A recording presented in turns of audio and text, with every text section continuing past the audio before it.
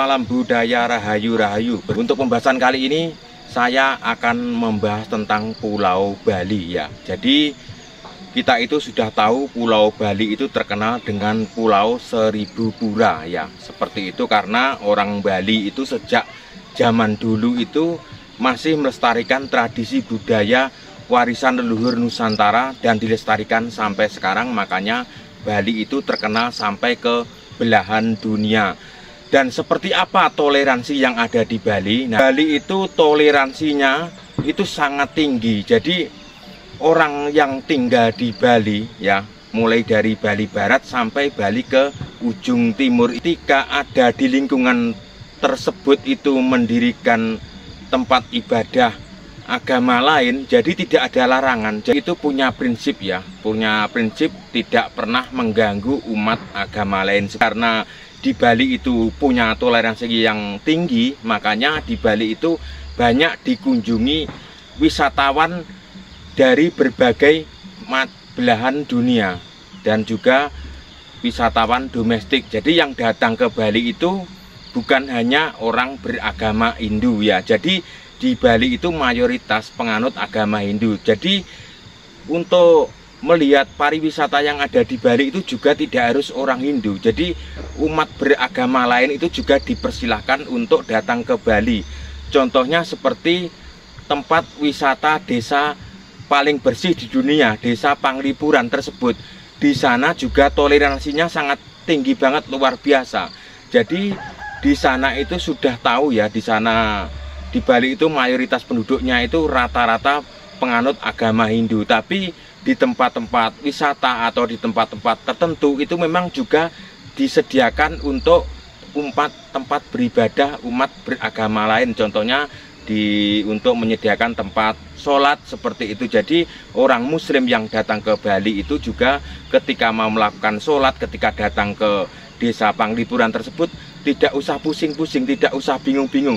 Di sana sudah disediakan tempat sholat tersebut. Jadi makanya Bali itu kita bisa acungi jempol. Jadi pesan saya buat teman-teman yang ada di Bali, buat generasi muda yang akan datang, harus benar-benar dijaga Pulau Bali itu, harus jaga setiap lingkungan adat, desa adat, menjaga lingkungannya masing-masing. Jangan sampai, jadi saya sering membahas itu berulang-ulang kali, jangan sampai kejadian yang dulu terulang kembali. Menurut para wisatawan yang datang ke Bali, wisatawan domestik maupun wisatawan dari mancanegara itu mengatakan, jadi ada tempat-tempat tertentu yang sangat menarik untuk layak dikunjungi di tahun 2024 kemarin ya. Yang pertama adalah Tanah Lot. Jadi Tanah Lot itu sangat punya daya tarik, daya magnet yang sangat istimewa banget ya, tidak dimiliki oleh pulau lain. Walaupun sebenarnya di Nusantara ini banyak sekali pantai-pantai yang indah, tapi di Tanah Lot ini memang saya sendiri ketika datang ke Tanah Lot itu memang saya merasa Tanah Lot ini memang berbeda dengan tempat wisata lainnya seperti itu. Makanya Tanah Lot itu sangat terkenal banget.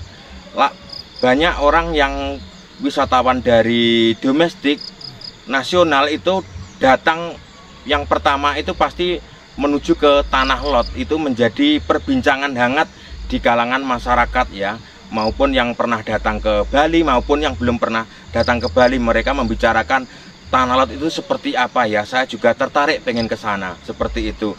Tanah Lot itu menurut saya pribadi sangat istimewa.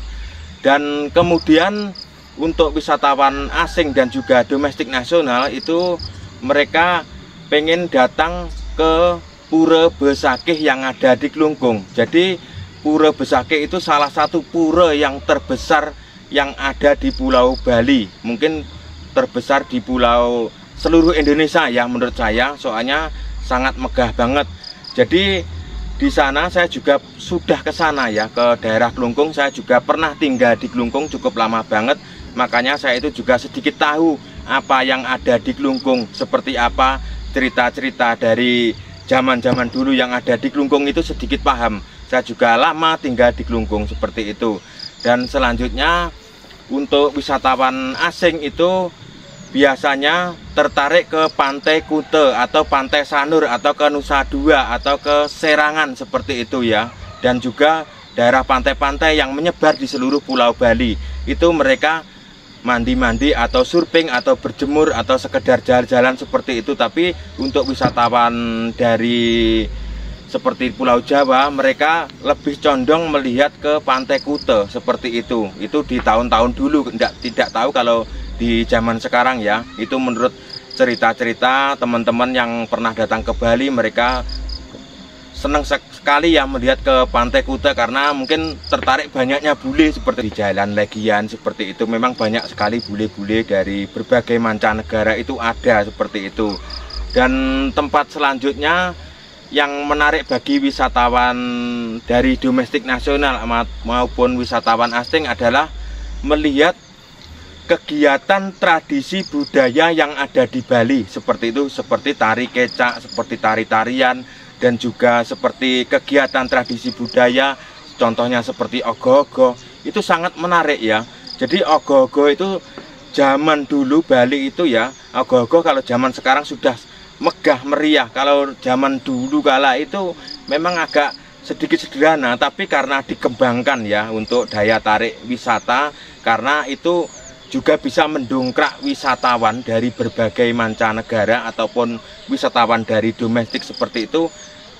Pengen banget ya melihat secara langsung ogoh-ogoh dari dekat ya. Kalau di YouTube itu kan kelihatan kecil gambarnya. Mereka pengen secara langsung melihat kemegahan ogoh-ogoh ya. Jadi di tahun 2003 zaman dulu ya, seingat saya itu juga ada ogoh-ogoh Inul Daratista juga ada. Itu waktu rame-ramenya Inul Daratista itu viral-viralnya, itu pernah dibuat salah satu kelompok desa di salah satu di Bali itu membuat ogoh-ogoh Inul, juga unik ya. Jadi orang-orang Bali itu seniman muda sampai tua itu bener-bener kreatif luar biasa ya untuk membuat ukir-ukiran atau membuat ogoh-ogoh atau membuat patung, itu luar biasa seperti itu ya. Punya toleransi yang sangat tinggi ya. Jadi tidak memandang yang datang ke Bali itu agamanya apa, tidak seperti itu. Jadi welcome untuk semua ya. Yang penting tidak membuat kerusuhan, tidak mengganggu adat istiadat yang ada di Bali seperti itu. Jadi Bali itu semakin lama semakin akan berkembang. Jadi Bali itu sudah menjadi persaingan wisata dunia seperti itu. Jadi seperti ada berita isu-isu mengatakan Bali itu tidak aman, tidak nyaman. Jadi jangan terkecoh ya. Jadi harus tetap waspada dan benar-benar dijaga buat generasi yang mau peduli dengan Bali. Jadi yang menjaga Bali itu tidak hanya orang yang dari penduduk asli Bali. Jadi orang yang bekerja atau orang yang melancong atau orang yang jalan-jalan, ketika berada di Bali kita juga harus sama-sama menjaga.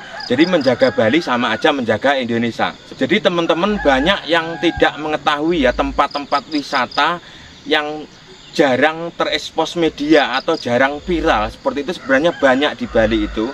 Tapi suatu saat nanti semoga menyebar atau merata ya, merata itu tempat-tempat wisata yang ada di Bali itu menarik ya. Saya sangat mendukung buat teman-teman yang tinggal di Bali, harus dikembangkan tempat wisatanya seperti itu.